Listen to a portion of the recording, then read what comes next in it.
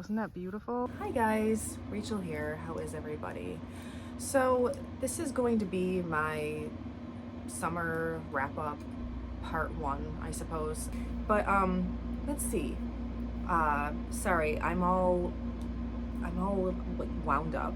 I played the piano tonight and I haven't done that in years, and it felt really good, and I don't know why I keep doing this. But anyway, I'm feeling a lot better, so I thought I should do like what I did in July before August is over. So let's see where to start. So okay, July. So July was a very good month for me, my birthday month. It started off with the 4th of July. My daughter and I spent the 4th in Salem, which is nothing new, you know. But what was special about it was that we went with a family friend and stayed with her as she lives there. Now, this was special for me because this is someone that I used to be very close to. And our friendship has been strained over the years. I'm not going to get into why, but let's just say that divorce is fun. You know, we have some mutual friends and stuff. So, yeah, that was really special. And we really had a great time. Even though we had been at the museum not long before that, I was telling you, I think in my last wrap-up video, how we went to see the Moby Dick exhibit and all of that. My daughter really wanted to go again.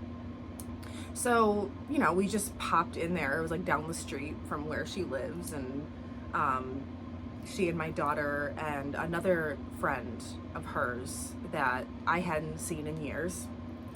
And it was really fun because that friend of hers used to work at the museum. So he had all sorts of interesting things to tell us about all of the things that they have that they don't show the public, which maybe I already mentioned that in one of my videos. But what else did we do? So the fireworks were fun. We sat by the water, and there was this little orchestra, this little like regional orchestra that played Tchaikovsky's 1812 Overture, you know, a 4th of July favorite. We had a blast, and we stayed the night, and I woke up the next morning extremely ill. And it's just this ongoing thing that you guys probably hear me mention. I just allude to things and I never really talk about what it is. I swear it's nothing life-threatening. It's just something very annoying that really hampers my quality of life at times. But I sort of feel like maybe it was environment induced. I don't know, I think maybe being there, even though I had a good time, it might have brought up memories of other people and other times. And I don't know, maybe this is just too much information, but I got really sick despite all the fun that we had, and I spent a few days basically in bed afterwards, and I was well enough. Luckily, I recovered, and I was able to attend a birthday party of one of my boyfriend's friends and colleagues, which I think I mentioned that as well in one of my videos. Because I sort of like, I don't know, I made some videos in July, but I hadn't done a July wrap up yet, so sorry. But, you know, I was still not feeling 100%. It was still really hard for me to eat, but luckily I recovered in time by the 12th, full recovery, to make it to Tanglewood to see Yuja Wang. I think everyone says Yuja Wang, but I think actually it's pronounced Wang. But that's just how everybody says it. So it's a really interesting story, actually. So, I don't know, since this spring, I've had this insatiable desire to visit Tanglewood again. I hadn't been there in years. It's about 2 hours away from us, And you guys know that I have driving problems, so and I'm the only one that can drive, and I never explained that. I never explained why. I just always thought it was like too much information, but I might as well just tell you to avoid confusion that back in 2020, my partner, he just woke up one day and he's like, I can't see. I can't see. And he thought maybe it would get better, and he saw many specialists, and they said that they don't know why this happens, but they see this,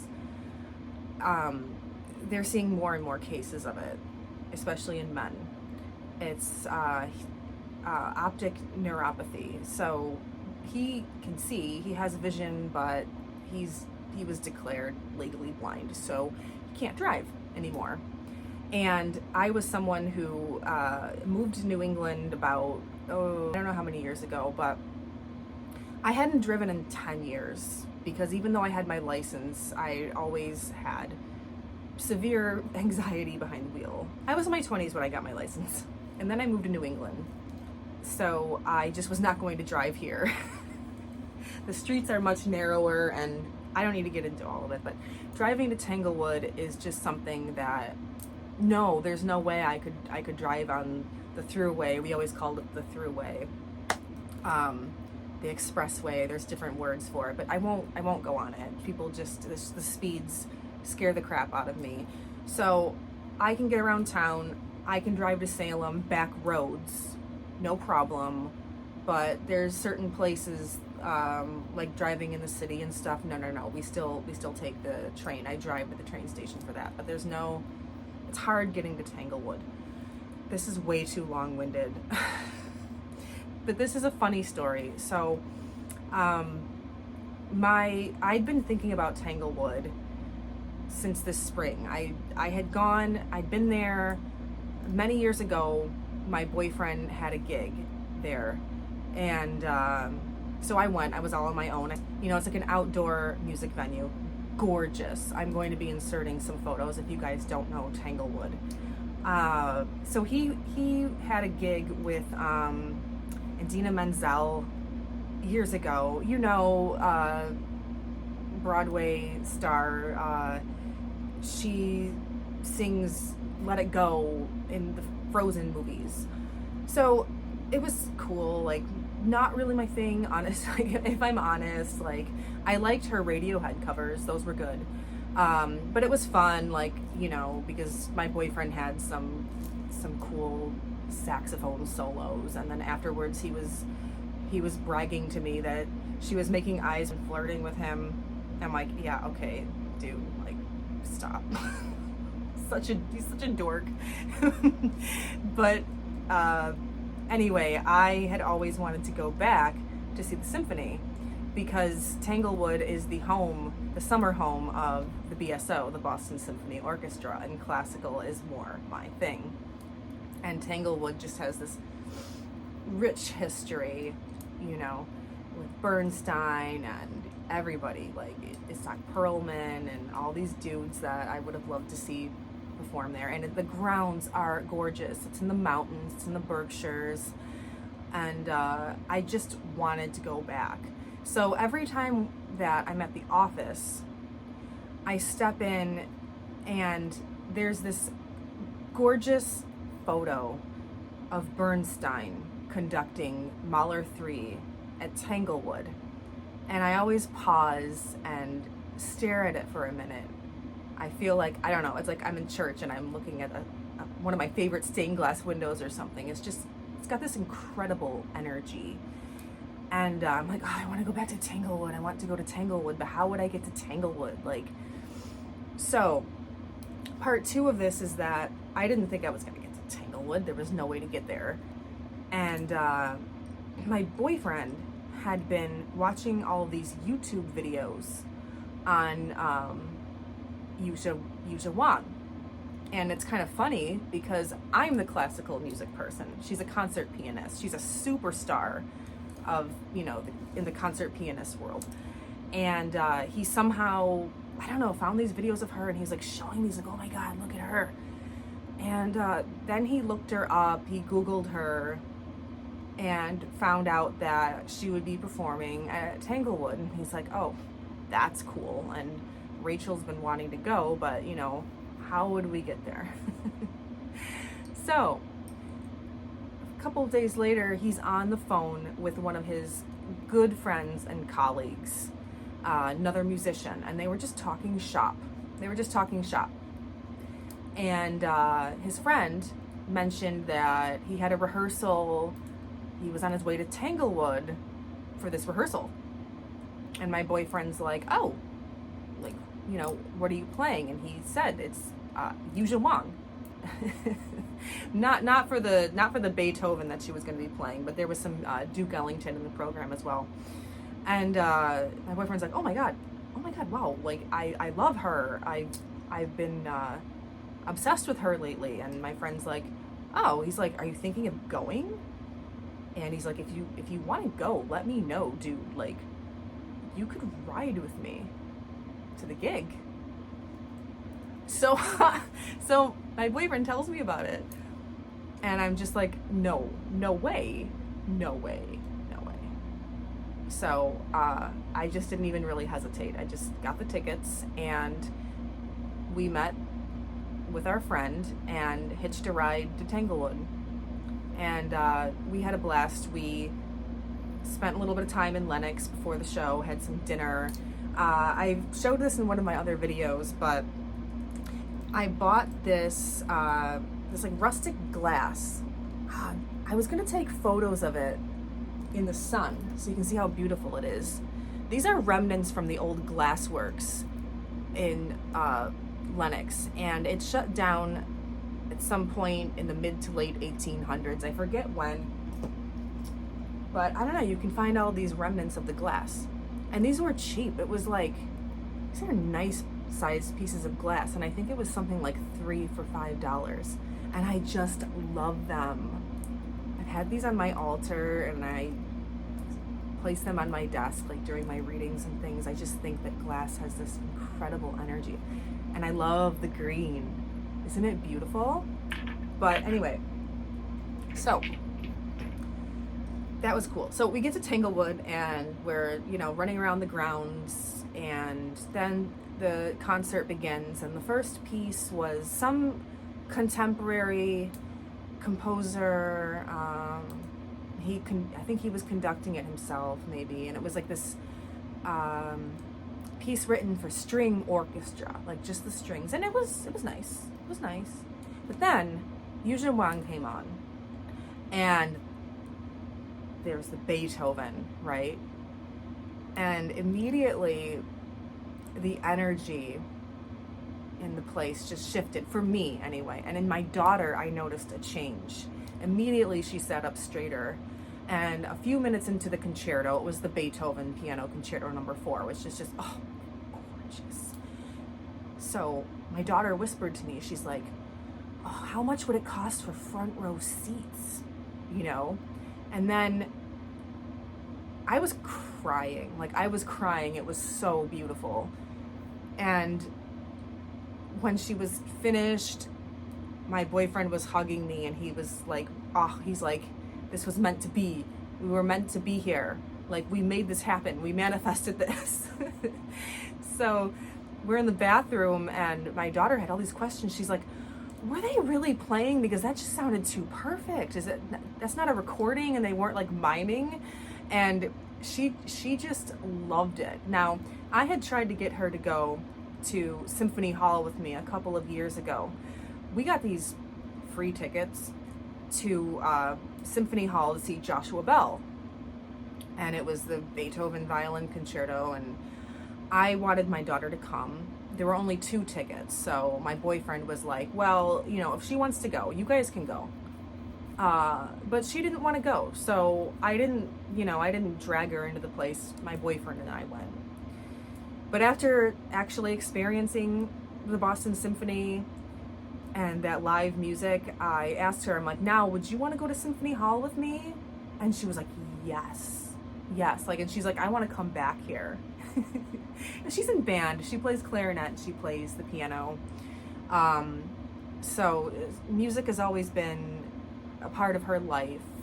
But, you know, when you're asking, like, I think she was 10 at the time, like, do you want to go to the symphony? It was sort of like, well, how long is it and can you eat? And I don't know if I'd find that interesting, but now she knows. Now she knows. So anyway, that was just incredible. So what else happened in July? My mom came to visit, and she was here for a week. We had a wonderful time. Okay, so one of the first activities that I had lined up, it wasn't planned, but just kind of like wanted to get out and just do something nearby. So I had discovered in town, the neighboring town, like 5 minutes away, that there was a burial ground that houses some of the earliest examples of stone carving here in New England. And I discovered that from that book that I had shown in one of my videos, the Mahler and Clam Chowder, the Graven Images book. I was like, oh my God, like that's like right up the street. Now I drive by there all the time. So what happens is I drive past the church, but I never really noticed the graveyard. Like maybe I did, but I never really paid much attention. And I saw some of the images of the headstones in the book, and I'm like, I have to go there. I have to go there. So I dragged my mom there, you know, my boyfriend and my daughter came, of course. And I'm like, now, like, Mom, like, I can hear you, like, telling everybody back home, like, Rachel took me to a graveyard.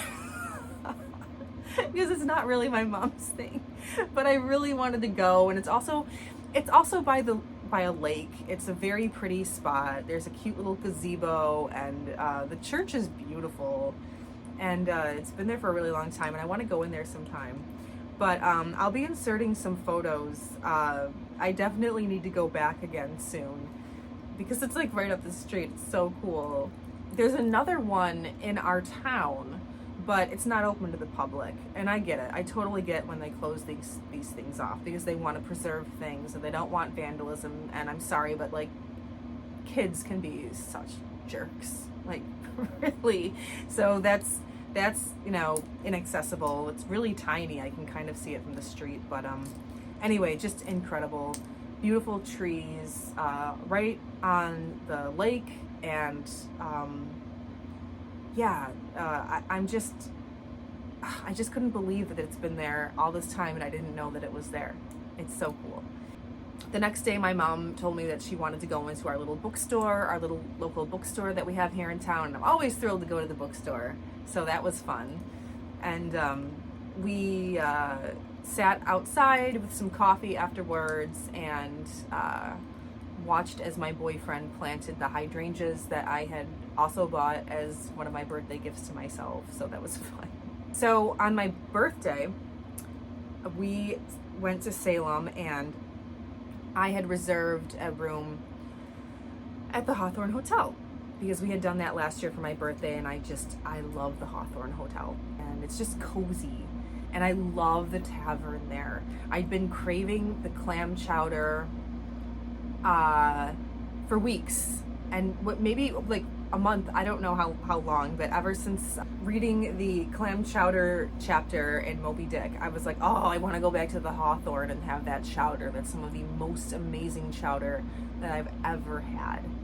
And the tavern's this beautiful wood paneled room with these high backed chairs, like cushioned chairs, and a fireplace. And the fireplace isn't on in the summer, but it's just so beautiful.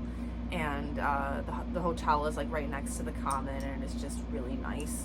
So that's what we did for my birthday. We also, when we were in town, I took my mother around to some of the spots that she hadn't seen before, because she's been there many times, but she always gets like caught up in the little shops looking at rocks and things. And sometimes the other people that we're with, like my older brother and even my boyfriend, I'm like, hey, do you guys want to go down this street and just like take a walk and see the water, or see these really pretty houses, or one of my favorite trees is over here, do you want to go see it? And usually people are like, no. So I was like, we're gonna go take my mom to see some of this stuff. So that's one of the first things we did, is we took her around some of the more historic sites, and we walked through some gardens that are open to the public. And she was like, she loved it. She's like, I didn't know all this stuff was here. I had no idea. And we went to the museum again. My daughter just wanted to pop in there. I can get in for free. So my mom had been to the museum before many years ago, and she was very delighted to visit it again. And I also the next day I bought us tickets for the trolley ride because I just thought that would be fun for my mom a way to just see like most of the city without having to like walk all over, and you also get like a little history lesson, and she really enjoyed it. And we were hit with this giant storm while we were on the trolley, but she said honestly it was kind of fun. So we waited out the rain for a little bit under some shelter, and then we walked around some more historic grounds and gardens, and we went to the beach that's nearby, and my mom loves the beach, so I'm glad we were able to do that. And I mentioned the chowder already, and I don't know why I keep talking about that. Like, I want it again. I'm such a dork. And what else did we do? So yeah, that was my mom's visit. That was fun. Always a delight to see her. I don't get to see my family very much. So what else happened? I'll just show you some of the things that I got for my birthday. So I will start with, okay, these things that my daughter got me in Salem. So she got me, she's so cute. She got me this little owl notebook because she knows I love owls. She's so cute. And this little, where did it go? A little pen? I don't know, it's green. She knows I like green. And it's just a tradition. It's like, I think this is the third birthday that we've spent in a hotel in Salem. And what she does is she takes my boyfriend and they secretly buy me gifts. And then I open them in the hotel. She got me this candle. It says, it's Leo for, me. It's really honestly a great gift because I look at candles all the time and I don't buy them because I'm like, oh, $30. I love this. She got me a rock in one of the stores, and she found this so quickly, and she told my boyfriend, she's like, this is the one, it's this one. She got me this obsidian. They call it like mahogany obsidian, and I love the story behind this. Yes, I love this, but she told me her reasoning behind choosing this for me is that she thought it reminded her of the Greek pottery that I love so much. The red and black figure pottery that I'm looking at all the time when we visit the museum. And I'm like, you're absolutely right. It looks exactly like a Greek vase. I love it. I love it. We got two of these, one for myself and one for my daughter. It's this little lantern that you can hang, or you can also set it like on a table, and the little door opens and you put a tea light in it. I got this little wind chime also at the same store. This little ankh on it. Isn't it pretty? It's brass. I love that. So my mom brought this along with her. It's this little scarab, and I'm like, oh my god, I love it. Like, I love scarabs. I collect them. And what's cute about this is she's like, oh, your little brother made this back when he was in college or high school or something for some art project. And I'm like, really? I'm like, that's so cute. And also I got this little guy, this little scarab made in Egypt at one of my favorite shops there. The Cymbalon deck. This deck is wild. Pardon the lighting. I was gonna show my decks that I used in July, but I don't know if I'm going to because the lighting is just pretty bad. But this deck is really wild. This is going to require some study. The guidebook explains it, but maybe I'll talk about this more in another video where I have time. But it's a very very astrological deck. So there aren't any titles on it or anything. And I don't even know as it really lines up with traditional tarot meanings. This skull that I had seen well over a year ago, like maybe a year and a half ago online. And all this time it sat there and no one had purchased it. And this store had many other skulls carved in different rocks. And a bunch of them had sold, you know, but this was the one that I wanted. This is Chinese painting stone. And it sat there all this time and no one had bought it. It was the only one that I really wanted. There was just something special about it. So it went on sale. It was like 50% off. And I had told myself for my birthday last year that maybe I was going to buy it, and I never did. So for my birthday this year, I'm like, you know what? I'm gonna get this thing. My mom brought this with her. I was so excited about this. This is something that had been in my house for many years. I had asked her about it. I'm like, do you still have that book? Like, do you still have the Rime of the Ancient Mariner? And she said that she did.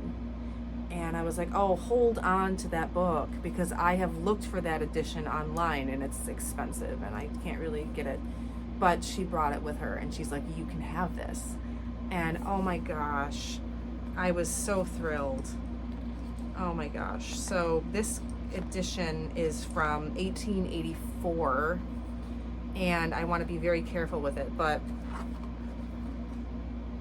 it's illustrated by Gustave Doré.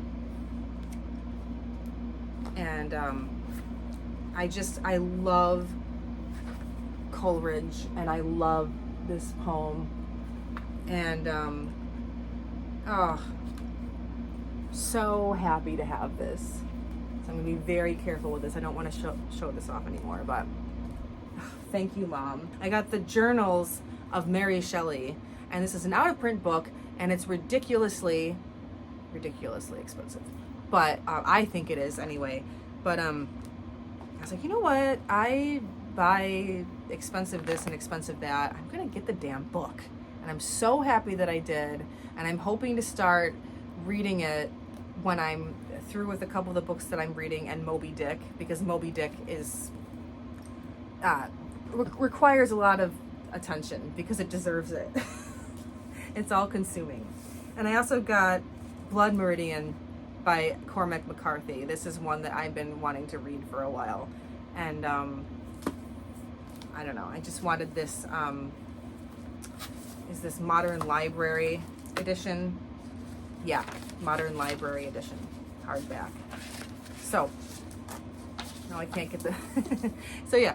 Anyway, I was gonna show the decks that I used in July, but I talked enough about things that I did. I didn't even talk about what my boyfriend got me. Like, tickets to Symphony Hall this season to see, you know, a concert of my choosing. And he said, maybe we'll go twice. And that's a huge gift for me. So this season, they're going to be performing all of the Beethoven symphonies. So I'm like a little overwhelmed. I don't know which one to choose. So my first choices were, I guess, if I had to choose, like the 6th and the 9th maybe. So if I go to see the 6th, it's also, the 7th Symphony is also in the program, which is a gorgeous symphony. And if I go to see the 9th, the 8th Symphony is also included. I mean, honestly, I want to see them all. I just want to see them all. So I don't know. Are there any Beethoven fans that, I mean, I'm still going to make my own decision, but I'm just curious, like, what would you choose? I will do a video where I'm showing the decks. The lighting just isn't good. And I have some other videos planned as well. Like my classical music video is coming. That's VR to Mad Witch. I promise I'm going to do that. The problem is I was trying to choose 10 favorites and I can't, So if I want to get it done this century, I might have to show more than 10. That's what's holding me up. Okay, I think I've rambled on long enough. So thank you for sticking with me. Thank you for being here. All right, take care. Bye bye.